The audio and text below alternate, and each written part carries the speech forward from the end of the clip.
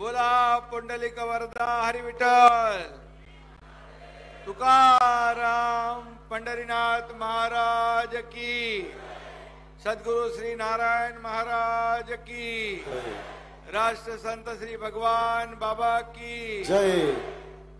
हरिभक्त परायण गुरुवर्य श्री नारायण महाराज डबल जय। यांना वंदन करतो आणि मला खरं म्हणजे इथे यायला उशीर झाला त्याबद्दल आपल्या सगळ्यांची क्षमा माफी मागतो, दिलगिरी व्यक्त करतो। खरं म्हणजे सकाळी 11 पासून आपण इथे थांबलात, परंतु आता हे भारत आणि पाकिस्तानचं जे काही चालू आहे, या पाकिस्तानला जशास तसं उत्तर देण्याचं काम आपले भारतीय सैन्य जवान करतायत। आदरणीय पंतप्रधान मोदींच्या नेतृत्वाखाली भारत नवा भारत पाकिस्तानला घुस के मारेंगा वाला भारत है। आणि आमच्या लाडक्या बहिणींचा सिंदूर कुंकू पुसण्याचं पाप जे आतंकवाद्यांनी केलं, त्यासाठी ऑपरेशन सिंदूर प्रधानमंत्री मोदीजींनी सुरू केलं, त्याचं आपण स्वागत करतो। आणि म्हणून जशास तसं उत्तर या पाकड्यांना दिलं पाहिजे, ही भावना प्रत्येक देशवासियाची आहे। पाकिस्तानचा नामो निशान मिटवून टाकण्याचं काम आपले देशाचे नौजवान सैनिक, भारतीय सेना, नौसेना, वायुसेना करते आहे, याचा आपल्या सगळ्यांना अभिमान आहे। आणि म्हणून केंद्र सरकारने मोदी साहेब असतील, गृहमंत्री अमित शाह साहेब असतील, रक्षा मंत्री राजनाथ सिंग साहेब असतील, यांच्या मार्गदर्शनाखाली हे दहशतवाद्यांचे अड्डे उद्ध्वस्त करण्याचं काम आपले लष्करातले जवान करतायत। आज महाराष्ट्रातले 2 लष्कराचे जवान या पाकिस्तानला धडा शिकवताना त्यांना वीर गती प्राप्त झाली, शहादत प्राप्त झाली। एक मुरली नाईक आणि दुसरा आपला नांदेडचा देगलूरचा एक वीर जवान, त्याला देखील वीर गती प्राप्त झाली। मी त्यांना दोघांनाही विनम्र अभिवादन करतो, शोक व्यक्त करतो, संवेदना व्यक्त करतो आणि त्यांच्या कुटुंबियांच्या दुःखात आपण सहभागी आहोत। मी त्या दोन्ही वीर गती प्राप्त झालेल्या शहीदांना आदरांजली वाहतो। आणि म्हणून महाराष्ट्र सरकारने केंद्र सरकारचे सगळे आदेश आणि गाईडलाईन प्रमाणे महाराष्ट्र मुंबईची सुरक्षितता राखली पाहिजे, यासाठी मुख्यमंत्री महोदयांनी एक सुरक्षेची महत्वाची बैठक आयोजित केली। त्या बैठकीला मला उपस्थित राहावं लागलं आणि म्हणून मला तुमच्याकडे यायला वेळ लागला, त्याबद्दल मी आपली पुन्हा एकदा दिलगिरी व्यक्त करतो। खरं म्हणजे या ठिकाणी अनेक गडांचे प्रमुख, वारकरी बहिणी, भक्त मोठ्या संख्येने उपस्थित आहे। सर्वांना माझा सप्रेम रामकृष्ण हरी, सर्वांना माझा नमस्कार। खरं म्हणजे मला येताना सांगितलं, हा इथं सगळे सकाळपासून आतापर्यंत 4 वाजेपर्यंत सगळे अगदी हे सगळं जागा आपल्या वारकरी आणि या नाथ भक्तांच्या गर्दीने फुलून गेली होती। मी एवढंच सांगतो, हे नाथांचं जागृत ठिकाण आहे। मग आपल्या सगळ्यांचा सेवक एकनाथ या ठिकाणी येणारच, तो चुकवणार नाही, उपस्थित राहणार। आणि म्हणून आपले या गडाचे खऱ्या अर्थाने जे काही सेवक आहेत, आपले महंत शांती ब्रह्म आदिनाथ शास्त्री महाराज यांना मी धन्यवाद देतो। ते माझ्या घरी आले निमंत्रण द्यायला, पण मला त्यांना इथे यावंच लागेल आणि मी जिथं जिथं हे सगळे संत महंत असतात, असे गड असतात, त्या ठिकाणी आशीर्वाद घ्यायला नक्की येतो. मी त्यांना खूप खूप शुभेच्छा देतो. आमच्या इथं अक्षय महाराज आहेत, शिवाजी महाराज आहेत, लक्ष्मण महाराज मेंगडे आहेत, मिलिंदजी वायकर आहेत, गणेश महाराज शिंदे आहेत, आपले आमदार सुरेशांना धस पण आहेत, आणि सगळे बाजीराव चव्हाण, अनिल जगताप, मुळूक, पद्मश्री पोपटराव पवार आपले आहेत.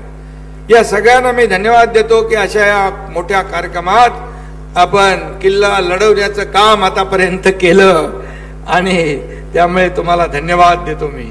खरं म्हणजे क्षेत्र तारकेश्वर गड म्हणजे महाराष्ट्राला तारणारा गड आहे.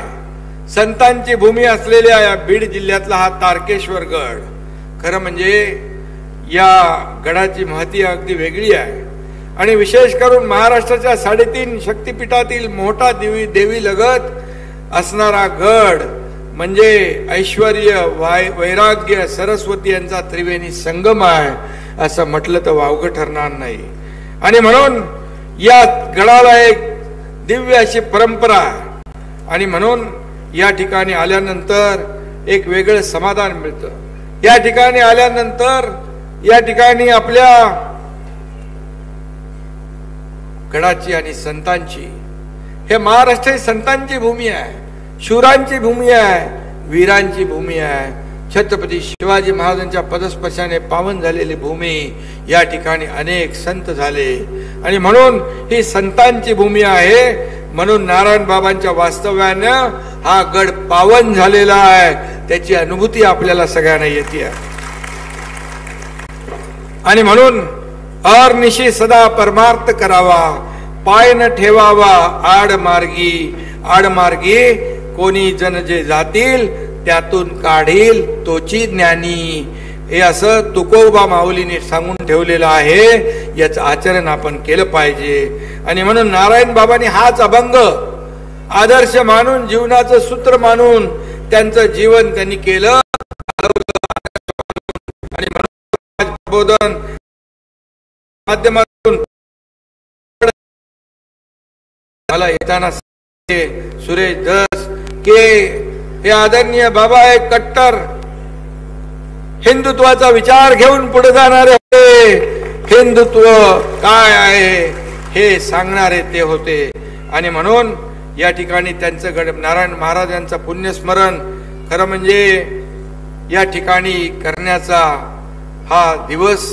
परंतु पुण्यस्मरण कुणाचं होतं? खरं पाहता ज्यांच्या केवळ स्मरणाने, आठवणीने पुण्य प्राप्ती होते अशांचंच पुण्यस्मरण होतं. आणि त्यातले आपले नारायण बाबा आहेत. स्वतः तुकाराम महाराज सांगतात, पुण्यवंत व्हावं घेता सज्जनांची नावं. आणि म्हणून बाबांचं नाव नारायण बाबा. आणि नुसतं नारायण नारायण म्हटलं तरी आपल्या पदरी पुण्य जमा झाल्याशिवाय राहणार नाही, आपल्याला आशीर्वाद मिळाल्याशिवाय राहणार नाही. आणि म्हणून मी स्वतः शेतकरी आणि वारकरी कुटुंबातला एक कार्यकर्ता आहे. आणि म्हणून मी नेहमी मुख्यमंत्री होतो तेव्हाही शेतकरी आणि वारकऱ्यांसारखाच मी जगलो. आजही माझी तीच वागण्याची पद्धत आणि तीच माझी भूमिका आहे, तीच माझी शिकवण आहे. आणि हा वारकरी जो आहे हा संत परंपरेतला वारकरी समाज प्रबोधनाचं काम करतो, समाजाला दिशा देण्याचं काम करतो, या ठिकाणी देशाला पुढे नेण्याचं काम करतो. देशाच्या विकासात, योगदानात या वारकरी संप्रदायाचं, संत महात्म्यांचं मोठं आदराचं योगदान आहे. आणि म्हणून नुकत्याच झालेल्या, मी काय निवडणुकीचं इथं बोलणार नाही, परंतु आपण पाहिलं की या ठिकाणी ज्या वाऱ्या, पंढरपूरची वारी, मी मुख्यमंत्री असताना देखील तिथं गेलो, तिथली सगळी व्यवस्था पाहायला गेलो. माझा प्रोटोकॉल सगळा बाजूला ठेवला, मोटरसायकलवर गेलो, सगळीकडे फिरलो. काय VIP म्हणजे कोण?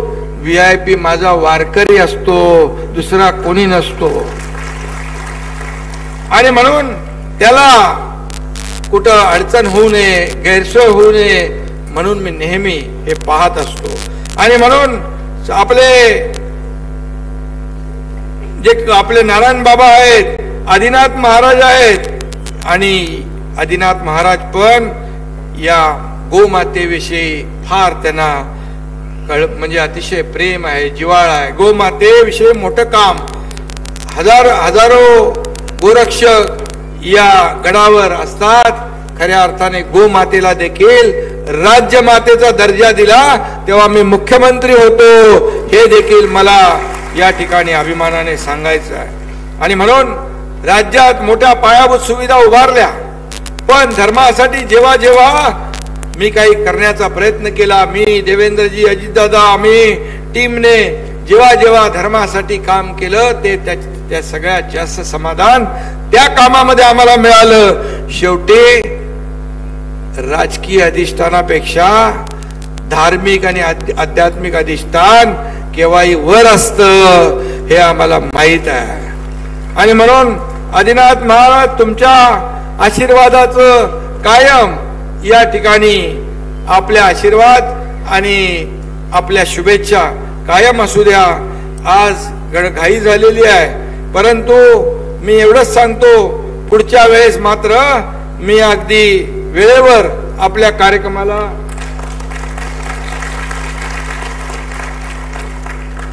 आल्याशिवाय राहणार नाही. कारण आपण शेवटी सगळे शेतकरी वारकरी या संतांच्या परंपरेमध्ये वाढलोय. आणि म्हणूनच पंढरपूरच्या वारीसाठी, आषाढी कार्तिकीच्या वारीसाठी जे काही केलं ते मी काही सांगणार नाही. मी या हाताने केलेलं या हाताला देखील कळू देत नाही. आणि त्यामुळे या 2.5 वर्षात जे एवढे निर्णय घेतले, एवढे निर्णय सगळे आपल्याला माहित आहे. माझ्या लाडक्या बहिणी इकडे बसलेत, लाडके भाऊ, लाडके शेतकरी आहेत. लाडक्या बहिणींची मुख्यमंत्री लाडकी बहीण योजना कधीच बंद होणार नाही. कोणी किती काही म्हणू द्या, पण ते काही बंद होणार नाही. जे जे आम्ही बोललोय, शेतकऱ्यांचा असेल, वारकऱ्यांचा असेल, आपल्या योजना ज्या आहेत बघा, टप्प्याटप्प्याने सगळं होईल. तुमच्या आशीर्वादानेच होणार आहे सगळं. आणि त्यामुळे सरकार तुमच्या आशीर्वादाने बसलंय. एवढा मोठा प्रचंड विजय यापूर्वी कधीच इतिहासात महाराष्ट्राच्या मिळाला नव्हता. हे तुमचं सगळं काम आहे. हे संतांचा आशीर्वाद, वारकऱ्यांचे आशीर्वाद, माझ्या लाडक्या बहिणींचे, लाडक्या शेतकऱ्यांचे, लाडक्या भावांचे, लाडक्या ज्येष्ठांचे आशीर्वाद, यामुळेच हे सगळं शक्य झालंय. आणि त्यामुळे मी आपल्याला एवढंच सांगतो की हा वारकरी संप्रदाय, शेतकरी, कष्टकरी यांच्यासाठी जे जे काही करता येईल ते आपण केलं पाहिजे. खरं म्हणजे हा एक हे मानवतेचं मंदिर आहे. आणि अशा प्रकारचे गड आणि अशा प्रकारची जी काही ठिकाणं आहेत ती 7 समुद्रापलीकडे त्यांची कीर्ती गेली पाहिजे, असं आपण काम केलं पाहिजे. आणि म्हणून तारकेश्वर म्हणजे विष कंठात घेऊन ब्रह्मांड तारणाऱ्या शिवाचं रूप आहे. आणि म्हणूनच आज मी आपल्याला एवढंच सांगतो की राष्ट्रसंत या ठिकाणी भगवान बाबांची, सद्गुरू नारायण बाबांची मानवतेची शिकवण गावागावात आपण पोहोचवली पाहिजे. प्रबोधनाचा हा प्रवाह आणखी लांब रुंद व्हायला पाहिजे, गतिमान व्हायला पाहिजे. त्यासाठी जे जे काही आदिनाथ महाराज आपल्याला सहकार्य लागेल ते हा एकनाथ शिंदे या ठिकाणी आपल्या सोबत आहे. एवढंच सांगतो. मी जे बोलतो ते करतो, जे होत नाही ते बोलत नाही. बाळासाहेब म्हणायचे, 10 वेळा नाही 100 वेळा विचार करून शब्द द्या, पण एकदा शब्द दिला की पुन्हा मागं फिरणं नाही, हा माझा स्वभाव आहे. आणि त्यामुळे या भागामध्ये काही मला आपल्या अक्षय महाराजांनी काही कामं दिली आहेत. पाथर्डी ते श्री क्षेत्र तारकेश्वर गड घाट दुरुस्ती डांबरीकरण करणे, श्री क्षेत्र तारकेश्वर गडाच्या भावी भक्तांच्या सोयीसाठी 5 लाख क्षमतेची पाण्याची टाकी, गडाच्या चारी बाजू संरक्षण भिंत, श्री क्षेत्र तारकेश्वर गडासाठी सांस्कृतिक भवन उभारण्याबाबत आपलं निवेदन आहे. इथं सुरेश दस आहे, फक्त याची आठवण करून मला द्या आणि हे आपण इथं करू. आपल्या या गडासाठी, आपल्या सर्वांसाठी पुन्हा एकदा सद्गुरू नारायण बाबांचं मी पुण्यस्मरण करतो. आणि आपल्याला आदिनाथ बाबांना खूप खूप शुभेच्छा देतो. ते दिसतात छोटे, मूर्ती छोटी पण कीर्ती मोठी आहे. मूर्ती लहान कीर्ती महान. त्यामुळे काळजी करू नका.